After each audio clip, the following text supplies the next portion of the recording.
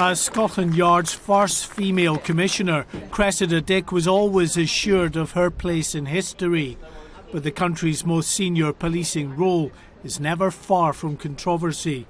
It is the most political of policing jobs, where issues managed are often of national significance. And straddling the demands of a Labour mayor and Conservative Home Secretary only add to the complexities.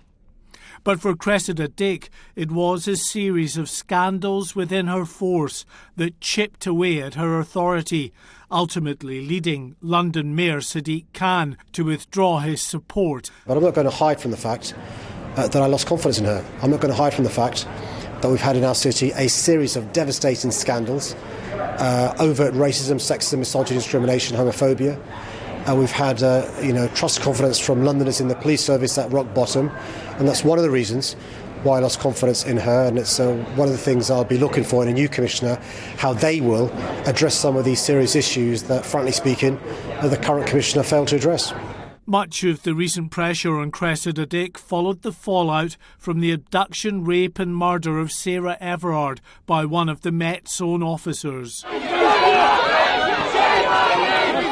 As appalling as that was, it was compounded by the Met's handling of the subsequent vigil, which descended into scenes of violence.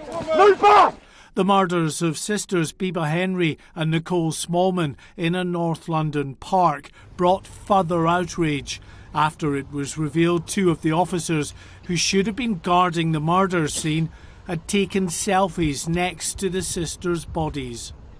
The final straw came after the police watchdog published messages sent by officers based at a central London police station that used sexist, racist and homophobic language. With Sadiq Khan's refusal to back her, the Commissioner, who'd managed to ride out previous controversies, had no choice but to resign. He has left me no choice but to step aside.